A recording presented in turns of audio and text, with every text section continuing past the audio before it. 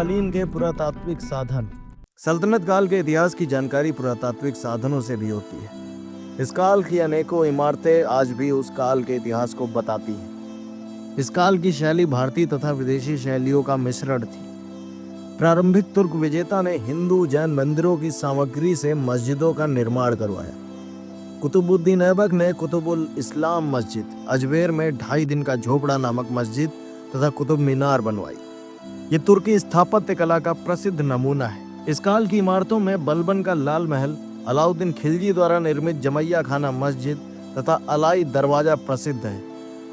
तुगलक कालीन इमारतों में तुगलक शाह का मकबरा, तुगलकाबाद का नगर तथा कोटला फिरोज शाह प्रसिद्ध है।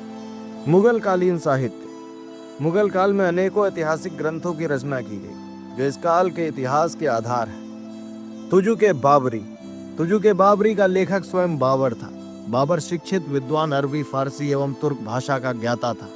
वो कविता भी करता था। उसके ग्रंथ तुजुके बाबरी में भारत की राजनीतिक दशा का सुंदर वर्णन मिलता है। तुजुके बाबरी के विषय में लेन पूल ने लिखा है, उसकी आत्मकथा उन बहुमूल्य लेखों में से एक है जो समस्त युगों में बहुमूल्य रही। बाबर के इस ग्रंथ में बाबर राजनीतिक तथा धार्मिक क्रियाकलापों तथा विचारों की अच्छी जानकारी प्राप्त होती है। हुमायूंनामा। इस ग्रंथ की रचना गुलबदन बेगम ने की थी। इसमें हुमायूं के शासनकाल की जानकारी मिलती है। तारीख है शेरशाही और तारीख है दौदी। इन दोनों ग्रंथों से शेरशाह के शासनकाल की सामाजिक, आर्थिक तथा राजनीतिक स्थिति की जानकारी मिलती है। तारीख है रशीदी। इस ग्रंथ की रचना मिर्जा हैदर दुधलर ने की थी।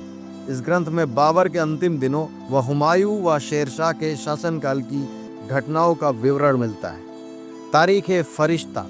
इस ग्रंथ में बाबर तथा हुमायूं के शासनकाल की अच्छी जानकारी प्राप्त होती है। तबकात-ए-अकबरी। इस ग्रंथ का लेखक निजामुद्दीन अहमद था। इस ग्रंथ में हुमायूं तथा अकबर से संबंधित विषयों की चर्चा की गई है। अकबरनामा। इस ग्रंथ का लेखक अबुल फजल था। यह ग्रंथ मुगल कालीन भारत का महत्वपूर्ण ग्रंथ है। इसमें तत्कालीन परिस्थितियों के साथ साथ मनोरंजन के साधनों, रहन सहन, वेशभूषा, खान पान, धर्म आदि का वर्णन मिलता है।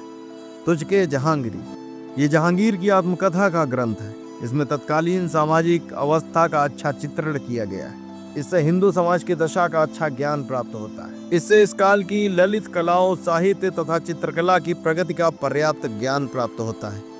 शाहजहां कालीन ऐतिहासिक ग्रंथ। इस काल के प्रमुख ग्रंथ बादशाहनामा तथा शाहजहांनामा है।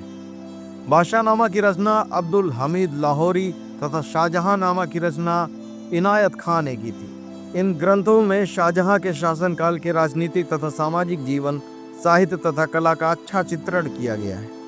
औरंगजेब कालीन ऐतिहासिक ग्रंथ। औरंगजेब के काल में मुंत खान उल लुबाब, आलमगीरनामा तथा नुस्खा-ए-दिलकश आदि ग्रंथों की रचना हुई। इन ग्रंथों से औरंगजेब कालीन राजनीतिक, सामाजिक तथा धार्मिक स्थिति की जानकारी मिलती है। पुरातात्विक साधन। पुरातात्विक साधनों से मुगल कालीन इतिहास की महत्वपूर्ण जानकारी मिलती है। इस काल में स्थापत्य कला, चित्रकला तथा संगीत कला का चरम विकास हुआ। इस काल में अनेक किले, स्मारक, महल, मकबरे आदि का निर्माण हुआ।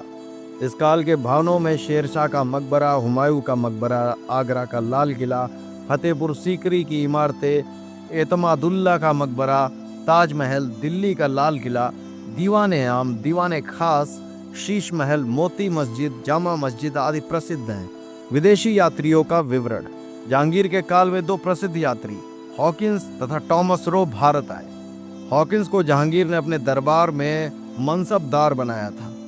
हॉकिंस ने बादशाह के रहन सहन, दरबारी परंपराओं तथा सामाजिक जीवन का बड़ा ही सुंदर चित्रण किया। सर टॉमस रो का भारत आने का उद्देश्य जहांगीर के साथ व्यापारिक संबंध स्थापित करना था। उसने मुगल साम्राज्य के वैभव का चित्रण किया।